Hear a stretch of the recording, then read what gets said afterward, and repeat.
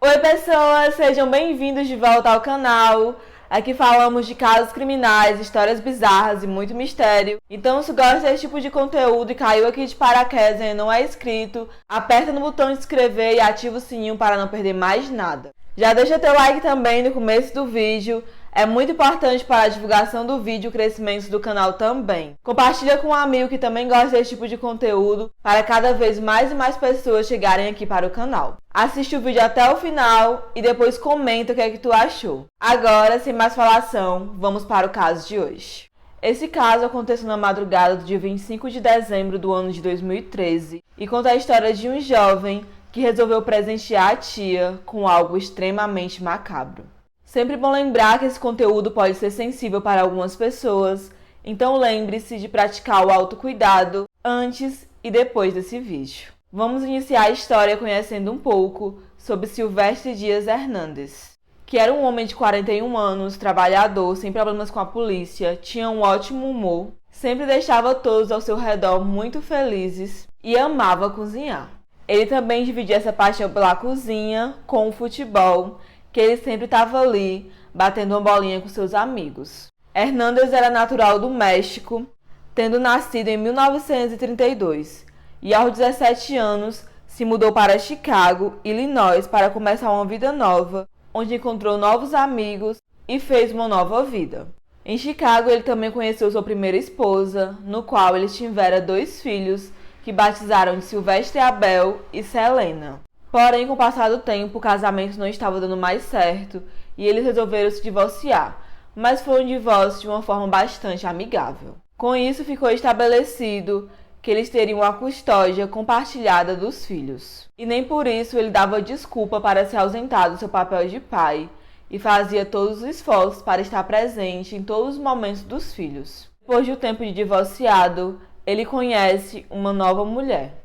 Nas matérias não tem dizendo o nome, então vamos batizá-la de Sandra. Sandra tinha 4 filhos, mas para Hernandes isso não era um problema, pois eles tinham bastante química de fato, se davam muito bem e ela ter filhos era só um mero detalhe. Então, com o passar do tempo, Sandra e Hernandes resolvem morar juntos. E naturalmente as famílias começaram a se unir e tanto os filhos de Hernandes quanto os filhos de Sandra se davam muito bem. E eles viviam felizes e tudo estava indo bem, até que em 2012 acontece a morte da ex-mulher de Hernandes. Naturalmente ele ficou muito triste, ela era a mãe dos seus 2 filhos e infelizmente ela perdeu a luta para o lúpus. E depois disso Hernandes se ocupava ali cada vez mais, quase que integralmente, para os filhos, tendo em vista que agora ele só tinha um pai. Então ele trabalhava cada vez mais, tentava juntar cada vez mais dinheiro para que aquela situação toda não refletisse nos filhos, tendo em vista o quanto é difícil perder uma mãe. Até que em 2013, a sua vida estava prestes a mudar completamente com a chegada de Alex Valdez. Alex era um jovem bastante problemático que nasceu no dia 22 de fevereiro de 1995 e não se tem muitas informações sobre o local do seu nascimento e nem detalhes sobre seus pais. Mas o que se sabe, como eu já disse, que ele era problemático, pois não queria estudar e nem fazer nada de útil na sua vida. Chegou ao ponto que até mesmo seus pais não suportavam mais a ideia de tê-lo em casa, porque ele se tornou basicamente um fardo. Até que praticamente eles deram um ultimato, não tinha como mais Alex conviver na casa deles daquela forma, e ele tinha que ter a independência dele de qualquer forma. Até que Sandra, a tia, resolve tomar partido de Alexis, pois ela se sentiu muito comovida com aquela pressão toda em cima do seu sobrinho e decidiu que era hora de levá-lo para morar com ela. A proposta foi lançada para os seus pais, no qual ele passaria apenas um tempo lá e de imediato, já que eles queriam se livrar, eles aceitaram. Para isso, Alex só precisava fazer 3 coisas. A primeira coisa era que ele conseguisse um emprego e ajudasse nas despesas de casa, tanto aluguel, água, luz e alimentação. Só uma parte. A segunda coisa era que ele voltasse para a escola e tirasse boas notas e fosse um aluno dedicado. Já a terceira coisa era que ele mantesse o local que ele vivia ali, o quarto dele, extremamente organizado. Claramente não eram coisas difíceis de serem feitas. Tanto que ao primeiro momento, essas exigências para Alexis eram uma coisa completamente natural, normal, e ele aceitou de cara. Então ele logo arrumou as suas malas e partiu. Seu destino era no bairro Belmont Gardens, em Chicago Tribune. Então, em junho de 2013, ele já estava oficialmente instalado nas dependências da tia Sandra e do Hernandes.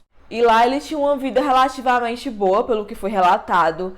Ele tinha seu próprio espaço, seu próprio local, a sua privacidade. E ao primeiro momento, ele seguiu com a promessa, arrumou um emprego, voltou para a escola, organizava o local que ele dormia, tudo certinho. Mas aos poucos ele foi se sentindo à vontade e foi voltando àquele comportamento errático e problemático que ele tinha, onde seu quarto estava sempre bagunçado e ele vivia faltando às aulas. Além do mais, o dinheiro que ele recebia no trabalho, ele não ajudava em casa e gastava tudo com festas. Mais tarde, ele também saiu do emprego e ele não ajudava mesmo em nada, então passou a não ajudar menos ainda e demonstrar que ele não tinha nenhuma intenção de mudar aquele quadro. E esse comportamento de Alexis constantemente levavam a fortes discussões, onde ele batia boca constantemente com a tia Sandra e com Hernandes, e principalmente com Hernandes, que, como sabemos, desde muito cedo ele era muito trabalhador, constituiu família e estava ali tentando criar os filhos dele. Então ele vê um jovem basicamente escorado nas costas dele, era muito difícil. Mas Alexis não via assim não. Ele se via no direito, claro, de estar agindo daquele jeito. Afinal, Sandra era sua tia e ele queria ter o tratamento igual aos filhos dela. Pois, segundo ele não tinha para que ajudar em nada e nem muito menos estudar. Tendo em vista que, segundo ele, a vida era totalmente dele e ele, estudando ou não, era só problema dele. Essa convivência difícil ainda se arrastou por longos 6 meses, que sem dúvida alguma que para Hernandes e Sandra pareceu uma eternidade. Os vizinhos também relataram que eles ouviam constantes discussões, e eram discussões fervorosas, ao ponto de muitas vezes eles saírem ali de dentro de casa, irem para as ruas brigar. E com Alexis morando ali por 6 meses, estava a situação insustentável, tanto para Hernandes e Sandra, quanto para os vizinhos. Imagina você morar do lado de uma pessoa que constantemente está brigando. É horrível. Uma dessas brigas resultou em quebra de janelas de carro que estava ali estacionado perto da casa deles. E isso foi a gota d'água para Hernandes, que de imediato, junto com a tia de Alexis, deu um ultimato que ele precisava sair dali o mais rápido possível, porque não tinha mais como conviver com ele daquela forma. Mas apesar disso, eles deram tempo para Alexis se organizar, achar um lugar para poder ir e ficar seguro. No dia 24 de dezembro de 2013, era véspera de Natal, e a tia de Alexis foi para uma festa de Natal, enquanto Hernandes foi para uma festa com outra parte da família dele. Alexis foi deixado ali sozinho, enquanto ele estava sozinho, ele refletia nos seus pensamentos, quanto a sua tia era egoísta. Então ele sentou ali na sala e começou a beber todas as cervejas que tinha na geladeira. E parecia que quanto mais ele bebia, mais ele ficava sozinho. Aqueles sentimentos de raiva, rancor e de injustiça tomava conta dele. O primeiro a retornar para casa foi Hernandes, que logo encontrou Alexis ali sentado no sofá, em volta de várias latas de cerveja vazia. A reação dele foi sentir empatia pelo garoto, pois era véspera de Natal, todo mundo estava passando com seus familiares ou alguém que amava, e ele estava ali, com várias latas de cerveja e sozinho. Então, de imediato, ele pegou o garoto, quando ele se deu conta que a cerveja tinha acabado, e levou ele para um posto de gasolina para poder comprar mais cerveja.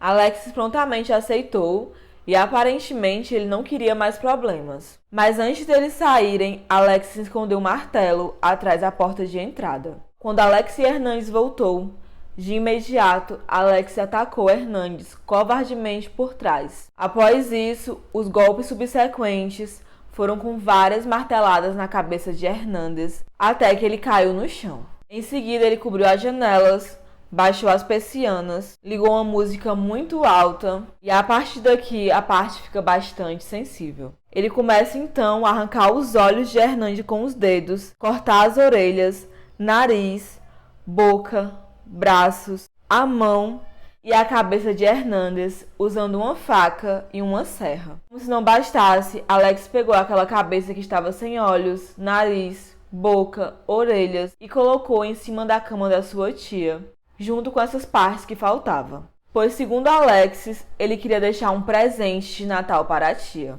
Mais tarde, ele chegou a admitir que ele também teria assassinado a tia se tivesse tido a oportunidade, pois a intenção dele era que ela entrasse no quarto, ficasse ali em choque, espantada com aquela visão, se distraísse e ele também a atacasse por trás covardemente.